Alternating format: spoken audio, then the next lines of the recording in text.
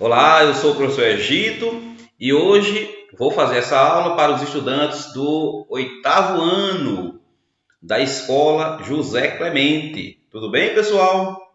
Mais uma aula de história. Olha só, gente, na última semana eu mandei umas atividades sobre Brasil Primeiro Reinado e Brasil Regências para aqueles alunos que não tinham feito as atividades. Também eu mandei um roteiro de estudo. Mas hoje eu quero fazer o quê? Eu quero fazer com vocês uma revisão sobre o Brasil Regências. Quando estudamos o Brasil monárquico, nós estudamos o Brasil Primeiro Reinado, Brasil Regências e Brasil Segundo Reinado. Então, essa aula de Brasil Regência, eu haveria de ter feito, só que eu tirei licença e não fiz essa aula, né? E eu acho muito importante que você compreenda esse período regencial. E talvez eu acho que é mais complexo do que Brasil Primeiro Reinado e Brasil Segundo Reinado. Então, eu estou fazendo essa revisão, essa aula de revisão de regências para todos, que eu vou passar a atividade também, e para a gente entender como foi esse Brasil regencial, esse período de 1831 a 1840. Gente, o primeiro reinado ele encerra em 1831, quando Dom Pedro I abdica, ou seja, ele renuncia ao trono. Só que ele renuncia, gente, em favor do seu filho, Dom Pedro de Alcântara. Qual foi o problema do Brasil Regências? É porque Dom Pedro de Alcântara tinha apenas 5 anos de idade. Ou seja, uma criança não poderia governar o Brasil. Então, quem é que vai governar o Brasil? Primeira informação que você vai aprender sobre o Brasil Regências. Regências estava previsto na Constituição como sendo um governo onde o rei estaria impossibilitado de governar, ou seja, havia a vacância do cargo. O cargo estava vago.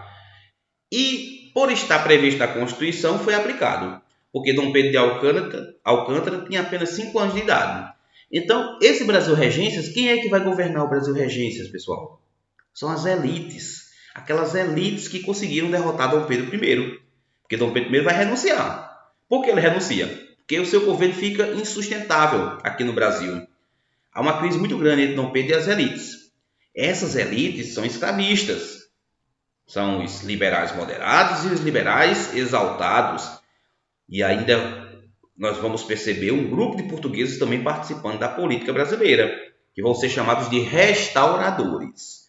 Então, olha só, preste atenção naquele esquema que eu mandei para vocês, naquele roteiro, e o que eu vou falar hoje. Que aí você vai entender, tá bom? Se tivesse um quadro, eu estaria anotando aqui os grupos políticos do Brasil Regência. Mas eu quero que você entenda uma coisa, que o período regencial é o período mais conturbado da história política do Brasil, da história política do Brasil monárquico. É um período marcado por muitas brigas, por agitações, por revoltas sociais. Ou seja, esta instabilidade política, estas agitações internas, quase ameaçaram a unidade brasileira, a estabilidade brasileira.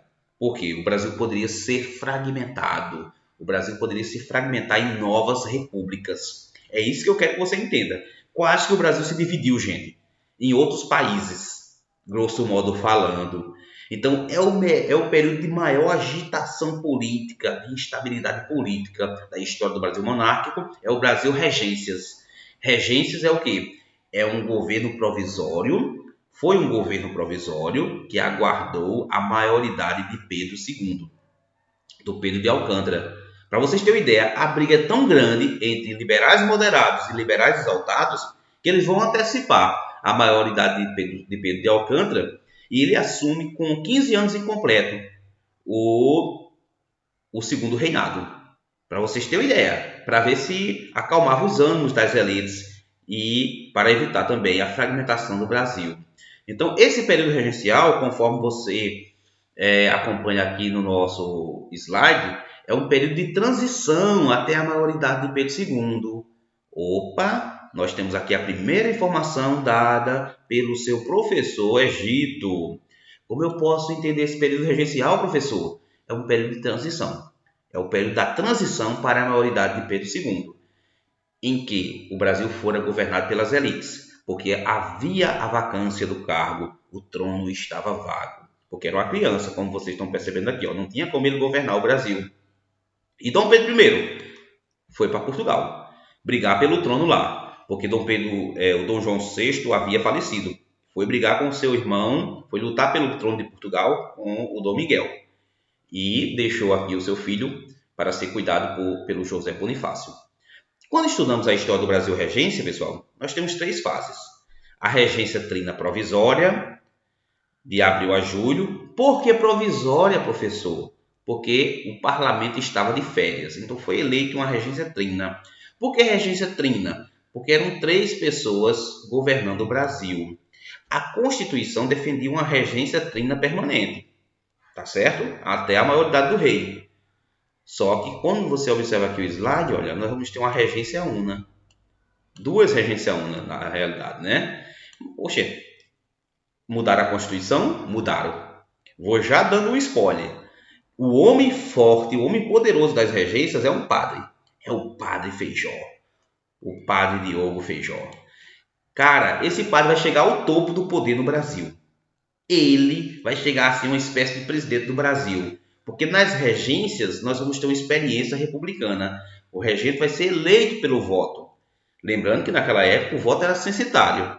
E o que significa voto censitário, professor Egito?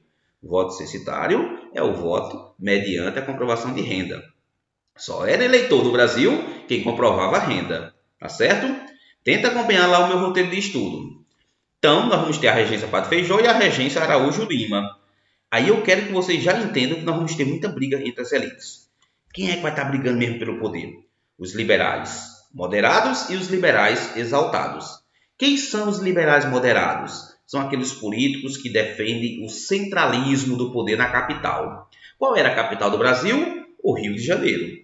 Os liberais exaltados eram os políticos, as elites das regiões periféricas do Nordeste, Rio Grande do Sul, da região Norte. O que é que eles almejavam? Eles almejavam autonomia, eles queriam mais autonomia provincial, liberdade para suas províncias. Grosso modo falando, liberdade para seus estados, tá certo? Só que todos os impostos iam para onde? Para a capital. Era o desejo dos liberais moderados. Então vai ter uma briga aí entre liberais moderados e liberais exaltados. Ainda vai ter uma terceira vertente política, os restauradores. Cara, o que significa restauradores? Restaurar é o quê? É quando você quer restaurar algo que pode voltar de novo, né? Ou seja, eles queriam restaurar o poder de Dom Pedro I, de uma volta de Dom Pedro I. Era o grupo político dos portugueses, que depois vão desaparecer, posto que o Dom Pedro I vai falecer em 1834, salvo engano, 1834, tá bom? Essa regência trina, ela elege 3 governantes. Não vamos trabalhar aqui com quem foi, com essa decoreba não. Em história, as questões interessam muito mais do que a decoreba, tá bom? Então, quando eu falar em Padre Feijó, as medidas do Padre Feijó são medidas o quê? Liberais. Vai ter um avanço liberal com o Padre Feijó. Ou seja, quando começa a regência trina, todo o autoritarismo de Dom Pedro I vai ser quebrado, né? Com mudanças, né? Com alterações na Constituição. E a maior alteração que vai acontecer vai ser chamada de Ato Adicional de 34. O ato adicional é o quê? Um aditivo, uma emenda, uma mudança na Constituição de 1824, que vai dar mais autonomia para as províncias. Mas o Feijó renuncia em 37. Quando ele renuncia, assume o Araújo Lima, que é um conservador. Ele vai ser chamado de regressista. Por quê? Porque ele não vai trabalhar com as medidas do ato adicional, que são medidas liberais. Ele vai colocar todo o poder no Rio de Janeiro. Então aqui, Feijó vai dar mais autonomia para as províncias, Araújo Lima vai dar todo o poder para o Rio de Janeiro. Aí é onde está a crise.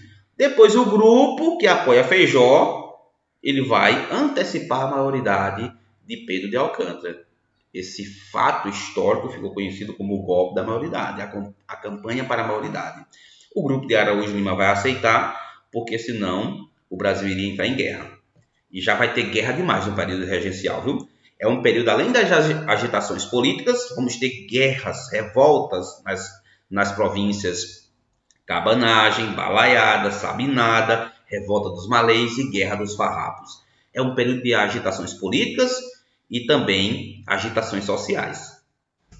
Vamos lá. Então, como eu disse para vocês, as tendências políticas do período regencial são essas aqui, pessoal. Tem 3 tendências. Os restauradores, digamos, são chamados os partidos, né? Mas os partidos políticos mesmos vão surgir no segundo reinado. Partido Liberal e Partido Conservador. Mas era chamado também assim de partido. Eu sou do Partido dos Restauradores. Quem eram os restauradores? Eram os portugueses, descendentes de portugueses e burocratas, aliados do antigo governo de Pedro I. Qual era o objetivo deles? Eles queriam a volta de Pedro I. Por isso que esse grupo político é chamado de restauradores. Queriam restaurar o poder de Dom Pedro I. Eles eram absolutistas, centralistas, eram, digamos, de certa forma, conservadores. Nós temos os liberais moderados. Esse aqui é o grupo mais poderoso. Assim, os liberais moderados, eles eram os grandes proprietários rurais e especialmente do Sudeste, viu? Eles queriam o quê? Eles defendiam o federalismo com forte controle do Rio de Janeiro. A questão está aqui, ó. Os liberais moderados, eles defendiam o centralismo no Rio de Janeiro. Eles eram federalistas, ou seja, defendiam as províncias, mas todo o controle do poder no Rio de Janeiro. Aí é onde vai estar o X da questão, viu? O motivo de toda a briga, tá certo? Entre liberais moderados e exaltados, que eu vou falar o terceiro grupo. Depois, esse grupo, liberais moderados, gente, eles vão ser chamados também de regressistas, tá bom? O grupo dos liberais exaltados vão ser chamados de progressistas. Então, qual é a diferença entre um regressista e um progressista? O progressista defende medidas mais liberais para as províncias. O regressista defende todo o poder no Rio de Janeiro. Cara, isso aqui é uma aula de política, viu? Eu quero que você entenda assim, ó, a briga política que está acontecendo no Brasil, viu?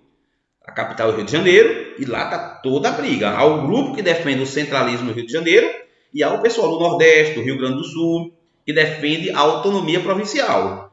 Vai estourar a Guerra dos Farrapos no Rio Grande do Sul, que é a maior guerra elitista da época.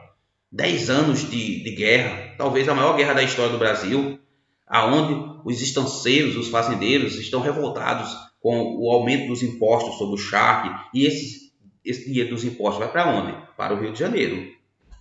Vamos lá, chegamos nele. Os liberais exaltados ou farroupilhas, né? ou jurujubas. Mas vamos chamar eles só de liberais exaltados, tá bom? Ou farroupilhas. Olha, já lembra logo, Guerra dos Farrapos. Proprietários rurais de regiões periféricas, sem influência do Rio de Janeiro. Pronto. Liberais moderados defendem a influência do Rio de Janeiro, liberais exaltados sem influência do Rio de Janeiro. Havia também uma classe média aqui urbana, setores do exército. Na realidade, segundo alguns historiadores, tanto liberais exaltados quanto liberais moderados eram todos farinha do mesmo saco no tocante à escravidão. A grande maioria defendia a manutenção da escravidão, gente. Ou seja, vai ter lá alguns setores chamados liberais radicais, que vão fazer parte lá dos exaltados, mas que não tem muita influência. Não tem muita influência. Porque esse setor quer o quê? O fim da monarquia e a proclamação da república.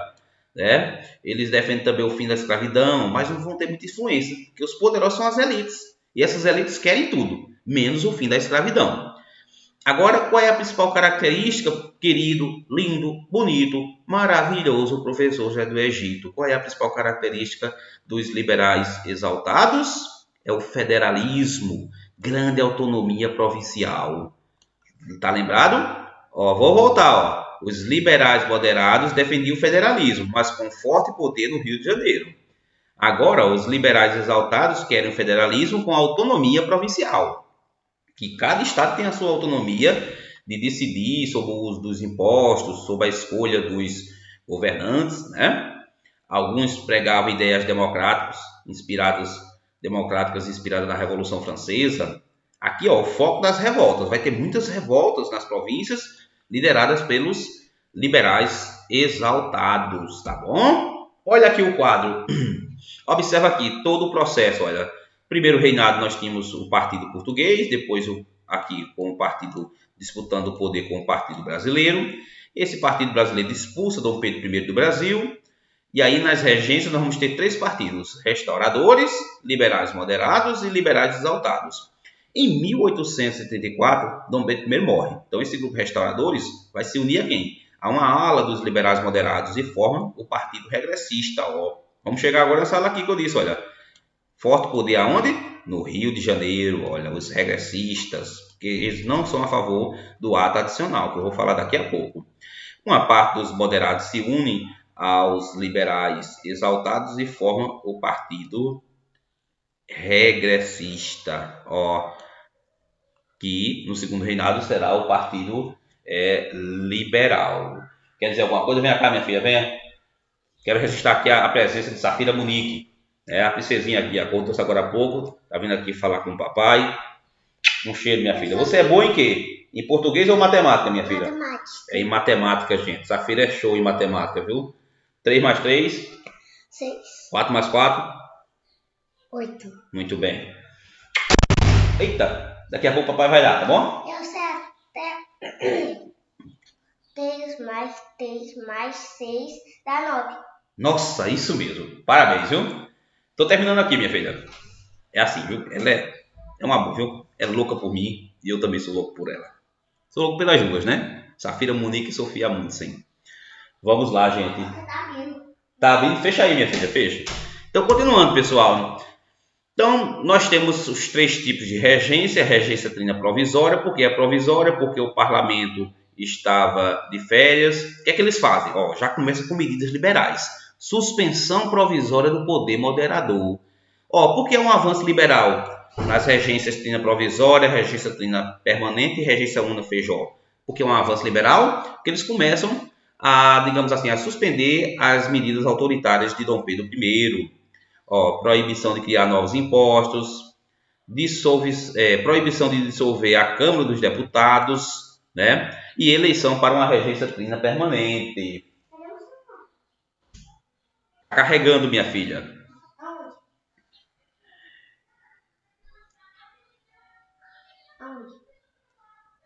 Tá lá na cozinha. Vamos lá, gente. Vamos continuar. Que Safira tá aqui atrás do celular. Continuando. A regência trina permanente era para ser permanente. Olha só, era para ser permanente, gente. Mas ela não vai ser permanente. Sabe por quê? Porque vai ter o homem forte das regências. Quem é o homem forte das regências? O padre Feijó.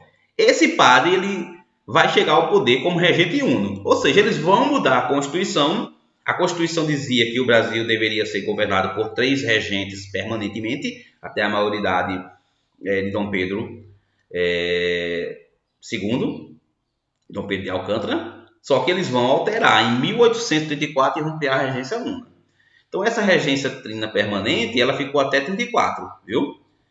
Ó, de 31 a 34, regência trina permanente. Aí, em 35, vai começar a regência Feijó. Quem é o padre Feijó? Ele é nada mais, nada menos do que o ministro da Justiça da regência trina permanente. Ele é quem vai criar a Guarda Nacional. A Guarda Nacional era composta pelos grandes fazendeiros, pelos coronéis, para evitar as rebeliões do Brasil. Ou seja, ele começou a dar título, a patente de coronel, justamente a vender, né, aos cidadãos ativos, os eleitores do Brasil, né? Quem era eleitor, cidadão ativo, né? Para defender os interesses pessoais dos grandes fazendeiros. Então ele já ganha o apoio dessa Guarda Nacional. Lembra aquele filme O Alto da Compadecida, o coronel Antônio Moraes, que sua descendência vieram nas caravelas, né? Ele não parece um militar, ele parece um grande fazendeiro, um grande latifundiário, mas é coronel. Então imagina assim, ó, seria o quê? Uma espécie de coronel cujo título foi criado pela Guarda Nacional. Mas aí vem o que eu quero que vocês entendam. Olha, nós vamos ter um Código de Processo Criminal em 32, começa a organizar o Estado, né? Mas aí, ó, nesse Código de Processo Criminal cria a figura de juiz de paz. Quem é o juiz de paz? São os grandes proprietários. Olha só como a justiça, quem são os poderosos? São os proprietários. Eles é quem vão cuidar da justiça. Eles vão ser eleitos juízes de paz. Mas a grande mudança das regências vai ser o ato adicional de 1834. Cara, esse ato adicional, o que é adicional? É um aditivo. Um aditivo aonde, professor? Na Constituição. Qual Constituição? A Constituição de 1824. Esse ato adicional foi um ato liberal. Ele vai agradar quem? Aos liberais exaltados, que querem autonomia provincial. Por quê? Porque ele vai criar as Assembleias Legislativas Provinciais. Uma Assembleia Legislativa Provincial vão se eleger o quê? Os representantes locais. A capital nomeava o presidente da província até então. Agora vai perder o poder. O Rio de Janeiro passa a ser município neutro. Olha só, gente. Tá vendo? Rio de Janeiro passa a ser município neutro. Não tem mais poder com esse ato adicional. Substituição da regência trina pela regência una. Quem vai ser o primeiro regente uno do Brasil? O Padre Feijó. E suspensão do poder moderador e do Conselho do Estado. Esse Conselho do Estado era um órgão que indicava os governantes para as províncias, os juízes, né? Tirava toda a autonomia provincial. Tá certo? Então, olha só como esse ato adicional, olha aí, olha para ele e veja como ele é um ato liberal. E quem é a favor desse ato adicional? O Padre Feijó. O Padre Feijó, ele é um progressista, viu? Olha, classe média urbana, alguns proprietários rurais e alguns membros do clero favoráveis a quem? A Feijó e ao ato adicional. Essas mudanças liberais. Os regressistas, eles são contra o ato adicional. Grandes proprietários, comerciantes, burocratas, eles são centralizadores e contrários ao ato adicional. Os regressistas querem todo o poder no Rio de Janeiro. Então entenda que eu estou mudando agora de partido conservador e de partido moderado e de partido exaltado para partido. Os exaltados vão ser chamados de progressistas e os conservadores passam a ser chamados de regressistas. Tá certo? Olha aquele quadro que eu coloquei. Entenda, vamos ter no começo das regências restauradores, liberais moderados e liberais exaltados. Os liberais moderados passam a ser chamados de regressistas agora, a partir da regência de Feijó. Os liberais exaltados passam a ser chamados de progressistas. Por que progressistas? Porque são a favor do progresso. O progresso é encaminhado pelo ato adicional. Certo? Só que Feijó vai renunciar. Por que Feijó renuncia em 37? Por conta das revoltas regenciais, que eu vou contar em outro momento. Falar sobre as revoltas regenciais em outra oportunidade, tá bom? Então, o Feijó, ele vai renunciar. E quem é que vai ficar no seu lugar? O Araújo Lima. Quem é o Araújo Lima? É um regressista. Os regressistas, os favoráveis ao poder no Rio de Janeiro, retornam ao poder. Retorno da centralização monárquica. Olha só. E aí eu quero que vocês entendam aqui o seguinte. O Araújo Lima vai dizer, eu quero interpretar o ato adicional. Ele cria uma lei chamada Lei Interpretativa do Ato Adicional. Essa lei de 1840. O que é que ele faz? O Araújo Lima, que defende todo o poder no Rio de Janeiro, ele é um conservador, ele é um regressista, fazia parte do grupo dos liberais moderados.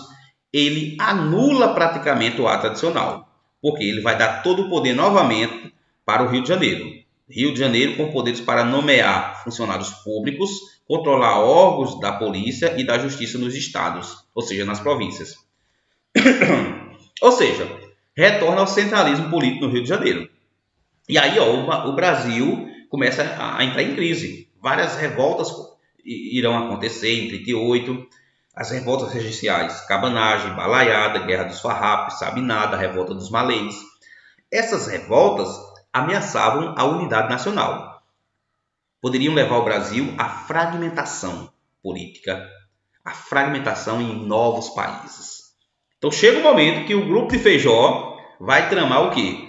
O golpe da maioridade. Eles fundam o Clube da Maioridade e aí esse grupo progressista, né, que apoiava Feijó, eles vão votar a antecipação da maioridade de Dom Pedro II, Dom Pedro de Alcântara.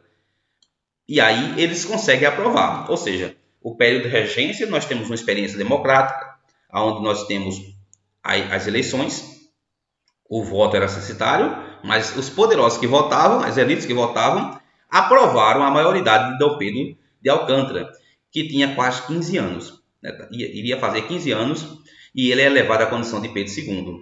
Esse fato histórico ficou conhecido como o golpe da maioridade. A vitória do grupo liberal, colocando fim ao período regencial e começando o Brasil segundo reinado. Então, olha só. Mas por que o grupo regressista aceitou, o grupo de Araújo Lima aceitou? Para manter a paz. Para que a paz continuasse no Brasil, ou seja, para tentar estabelecer a paz no Brasil, eles aceitaram a elevação de Pedro de Alcântara a Dom Pedro II e começava o segundo reinado em 1840. Sobre as revoltas regenciais, falaremos destas numa outra oportunidade. Tá certo? Eu tenho assim muita euforia em falar do Brasil Regência porque eu vejo que ele é muito agitado. Espero ter passado para vocês essa agitação política e na próxima aula também eu falarei sobre as agitações sociais com as revoltas do período regencial. Tá certo, pessoal? Um abraço para vocês. Eu sou o professor Egito e essa aula foi dedicada aos alunos do 8º ano. Beijo e abraço do seu lindo, bonito, maravilhoso professor José do Egito. Até a próxima, pessoal.